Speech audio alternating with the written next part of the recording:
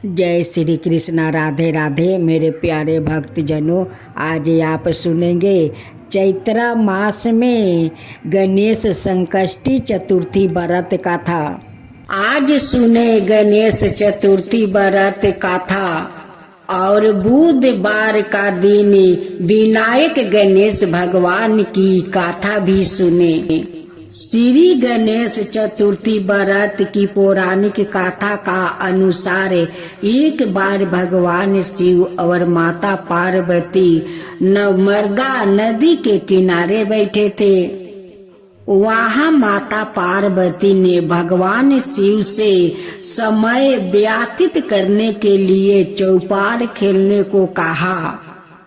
शिव चौपार खेलने के लिए तैयार हो गए, परंतु इस खेल में हार जीत का फैसला कौन करेगा, यह प्रश्न उनके समक्ष उठा तो भगवान शिव ने कुछ तिनके के एकत्रित कर उसका एक पुतला बनाकर उसकी प्राण प्रतिष्ठा कर दिया और पुतले से कहा, बेटा हम चौपार खेलना चाहते हैं, परंतु हमारी हार जीत का फैसला करने वाला कोई नहीं है, इसलिए तुम्हें बताना कि हम दोनों में से कौन हारा और कौन जीता।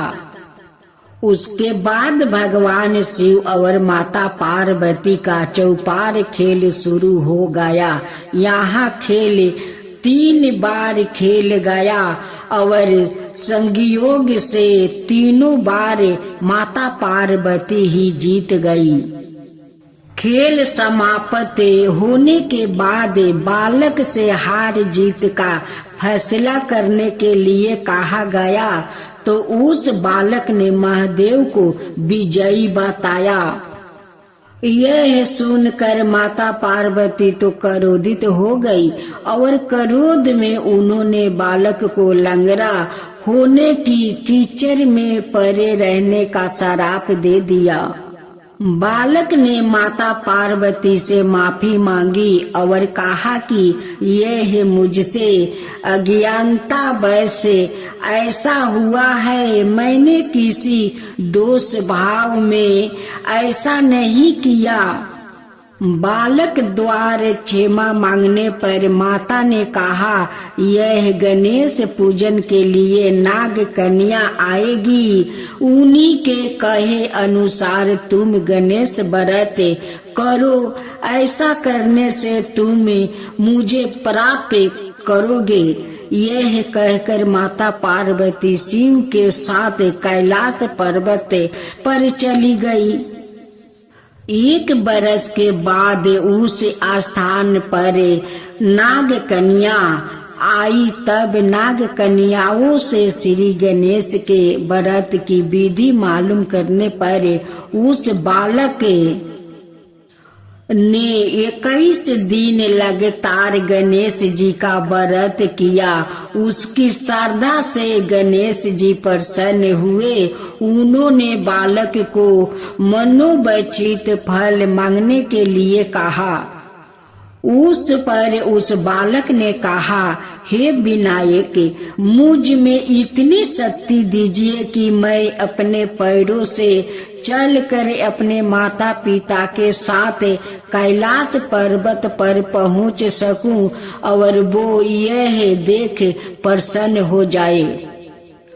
तब बालक को वरदान देकर श्री गणेश अंतर्ध्यान हो गए। इसके बाद वो बालक कैलाश पर्वत पर पहुंच गया और कैलाश पर्वत पर पहुंचने की अपनी कथा उसने भगवान शिव को सुनाई। चौपार वाले दिन से माता पार्वती शिव जी से बेमुख हो गई थी। अत देवी के रूठ होने पर भगवान शिव ने भी बालक के बताया अनुसार 21 दिनों तक श्री गणेश का व्रत किया। इस व्रत के प्रभाव से माता पार्वती का मन से भगवान शिव के लिए जो नाराजगी थी वो समाप्त हो गई। तब यह व्रत विधि भगवान शंकर ने माता पार्वती को बताया था। यह सुनकर माता पार्वती का मन में भी अपने पुत्रा कार्तिकेय के से मिलने की इच्छा जागृत हुई। तब माता पार्वती ने भी 21 दिन तक श्री गणेश का व्रत किया और दूब फूल और लड्डुओं से गणेश जी का पूजन अर्चना किया। व्रत के 21वां दिन कार्तिकेय सवाए माता पार्वती जी से आए मिले। उस दिन से श्री गणेश चतुर्थी का यह व्रत समस्त मनोकामनाओं की पूर्ति करने वाला व्रत माना जाता है। इस व्रत को करने से मनुष्य के सारे कष्ट दूर होकर मनुष्य को समस्त सुख सुविधा प्राप्त होती है। विनायक गणेश जी की जय हो। विनायक गणेश जी की जय हो। संकष्टी गणेश चतुर्थी व्रत करने से घर पवित्रता में आ रही विपदा दूर होती है। कई दिनों से रुके मंगलिक कार्य संपन्न होते हैं और भगवान श्री गणेश असीम सुखों की प्राप्ति कराते हैं। माह की किसी भी चतुर्थी के दिन भगवान श्री गणेश की पूजा का दौरान संकष्टी गणेश चतुर्थी व्रत की कथा पढ़ना अथवा सुनना जरूरी होता है। इससे संबंधित 4 कथा प्रचलित है। पहली कथा पौराणिक प्रचलित श्री गणेश कथा का अनुसार एक बार देवता कई विपदाओं में घिरे थे। तब वो मदद मांगने भगवान शिव के पास आए। उस समय शिव जी का साथ कार्तिकेय और गणेश भी बैठे थे। देवताओं की बात सुनकर शिव जी ने कार्तिकेय और गणेश जी से पूछा कि तुम में से कौन देवताओं के कष्टों का निवारण कर सकता है। तब कार्तिकेय और गणेश जी दोनों ही सवाए को इस कार्य के लिए सक्षम बताया। इस पर भगवान शिव ने दोनों की परीक्षा लेते हुए कहा कि तुम दोनों में से जो सबसे पहले पृथ्वी की परिक्रमा करके आएगा वो ही देवताओं की मदद करने जाएगा। भगवान शिव के मुख से यह वचन सुनते ही कार्तिकेय अपने वाहन मोर पर बैठकर पृथ्वी की परिक्रमा के लिए निकल गया। परंतु गणेश जी सोच में पड़ गया कि वो चूहे के ऊपर चढ़कर सारी पृथ्वी की परिक्रमा करेंगे तो इस कार्य में उन्हें बहुत समय लग जाएगा। तभी उन्हें एक उपाय सूझा। गणेश अपने स्थान से उठा और अपने माता पिता की 7 बार परिक्रमा करके वापस बैठ गया। परिक्रमा करके लौटने पर कार्तिकेय सवाए को विजेता बताने लगे। तब शिव जी ने श्री गणेश से पृथ्वी की परिक्रमा न करने का कारण पूछा। तब गणेश ने कहा, माता पिता के चरणों में ही समस्त लोक है। यह सुनकर भगवान शिव ने गणेश जी को देवताओं के संकट दूर करने की आज्ञा दी। इस प्रकार भगवान शिव ने गणेश जी को आशीर्वाद दिया कि चतुर्थी के दिन जो तुम्हारा पूजन करेगा और रात्रि में चंद्रमा को अर्घ देगा उसके तीनों तप यानी दाहिक ताप देविक ताप और भौतिक ताप दूर होगा। इस व्रत को करने से व्रतीधारी के सभी तरह के दुख दूर होगा और उसे जीवन के भौतिक सुखों की प्राप्ति होगी। चारों तरफ से मनुष्य की सुख सुविधा बढ़ेगी। पुत्रा पुत्रादि धन ईश्वर की कमी नहीं रहेगी। दूसरी गाथा गणेश जी की जय हो, गणेश जी की जय हो। एक समय की बात है, राजा हरिश्चंद्र के राज में एक कुम्हार था। वो मिट्टी के बर्तन बनाता, लेकिन वो कच्चे रह जाते। एक पुजारी की सलाह पर उसने इस समस्या को दूर करने के लिए एक छोटे बालक को मिट्टी के बर्तनों के साथ आवा में डाल दिया। उस दिन संकष्टी चतुर्थी का दिन था। उस बच्चे की माँ अपने बेटे के लिए परेशान थी। उसने गणेश जी से बेटे की कुशलता की प्रार्थना की। दूसरे दिन जब कुम्हार ने सुबह उठकर देखा तो आवा में उसके बर्तन तो पाक गया है, लेकिन बच्चा का बाल पाका भी नहीं हुआ था। वो डर गया और राजा के दरबार में जाकर सारी घटना बताई। इसके बाद राजा ने उस बच्चे और उसकी माँ को बुलवाया तो माँ ने सभी तरह के विघ्न को दूर करने वाली संकष्टी चतुर्थी का वर्णन किया। इस घटना के बाद से महिलाएं संतान और परिवार की सौभाग्य के लिए संकट चौथ का व्रत करने लगी। तीसरा कथा, एक समय की बात है कि विष्णु भगवान का विवाह लक्ष्मी जी के साथ निश्चित हो गया। विवाह की तैयारी होने लगी। सभी देवताओं को निमंत्रण भेजा गया, परंतु गणेश जी को निमंत्रण नहीं दिया। कारण जो भी रहा हो, अब भगवान विष्णु की बारात जाने का समय आ गया। सभी देवता अपनी पत्नियों के साथ विवाह समारोह में आए। उन सबने देखा कि गणेश जी कहीं दिखाई नहीं दे रहे हैं। तब वो आपस में चर्चा करने लगे कि क्या गणेश जी को नहीं न्योता किया गया या सवाई गणेश जी नहीं आए। सभी को इस बात पर आश्चर्य होने लगा। सबने विचार किया कि विष्णु भगवान से ही इसका कारण पूछा जाए। विष्णु भगवान से पूछने पर उन्होंने कहा कि हमने गणेश जी के पिता भोलेनाथ महादेव को न्योता भेजा है। यदि गणेश जी अपने पिता के साथ आना चाहते तो आ सकते। अगले दिन न्योता देने की कोई आवश्यकता भी नहीं थी। दूसरी बात यह है कि उनको 1.25 मन मूंग, 1.25 मन चावल, 1.25 मन घी और 1.25 मन लड्डू का भोजन दिन भर में चाहिए।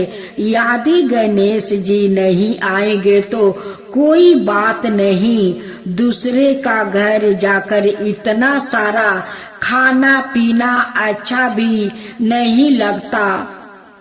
इतनी बात कर ही रहे थे कि किसी एक ने सुझाव दिया, यदि गणेश जी आ भी जाए तो उनको द्वारपाल बनाकर बैठा देंगे, कि आप घर की याद रखना। आप तो चूहे पर बैठकर धीरे धीरे जाएंगे तो बारात से बहुत पीछे रह जाएंगे। यह सुझाव भी सबको पसंद आ गया तो विष्णु भगवान ने भी अपनी सहमति दे दिया। होना क्या था कि इतने में गणेश जी वहां आ पहुँचे और उन्होंने समझा बुझा कर कि रखवाली करने बैठा दिया, बारात चल दिया। तब नारद जी ने देखा कि गणेश जी तो दरवाजे पर ही बैठे हुए हैं, तो वो गणेश जी के पास गए और रुकने का कारण पूछा। गणेश जी कहने लगे कि विष्णु भगवान ने मेरा बहुत अपमान किया है। नारद जी ने कहा कि आप अपनी मूषक सेना को आगे भेज दो तो वहाँ रास्ता खोद देगी, जिससे उनके वाहन धरती में धंस जाएंगे।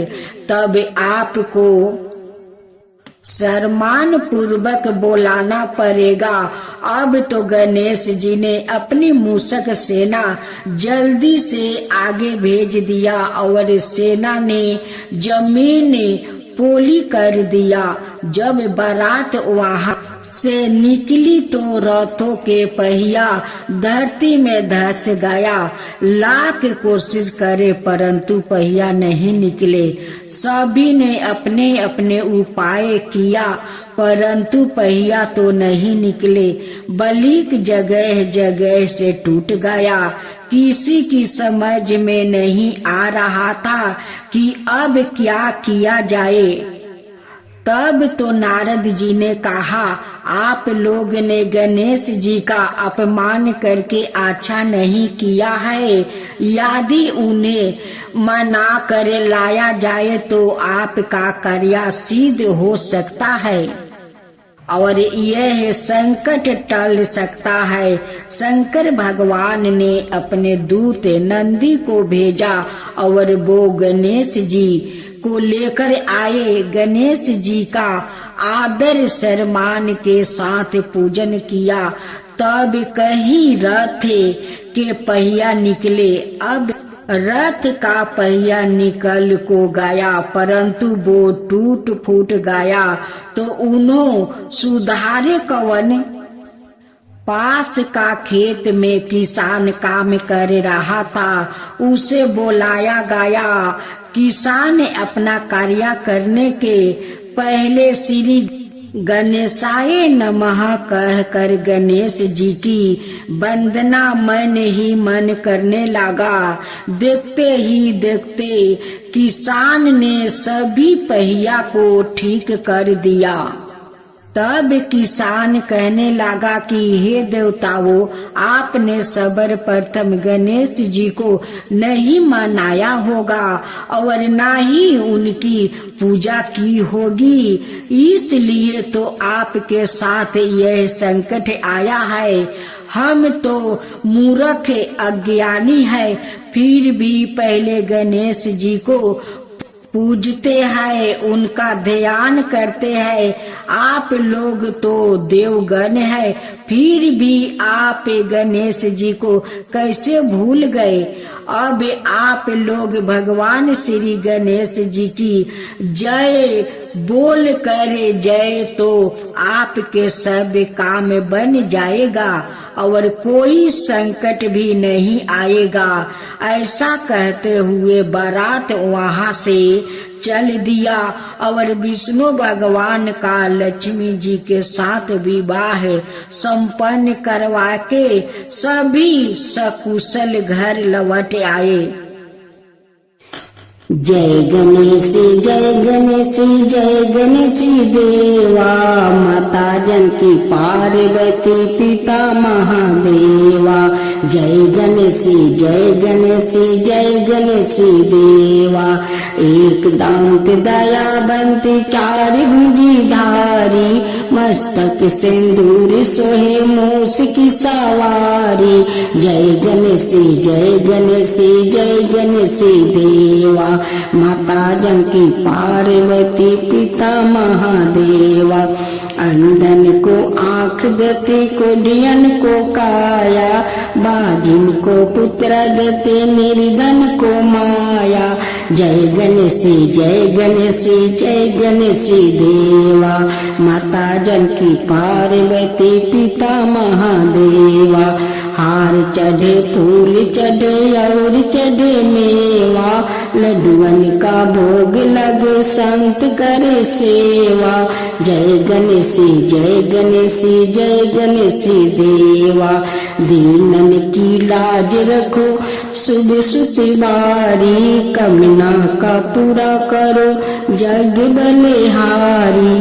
जय गणेश जय गणेश जय गणेश देवा, सूर्य सायं शरण आए सफल की जो सेवा। जय गणेश जय गणेश जय गणेश देवा, माता जानकी पार्वती पिता महादेवा।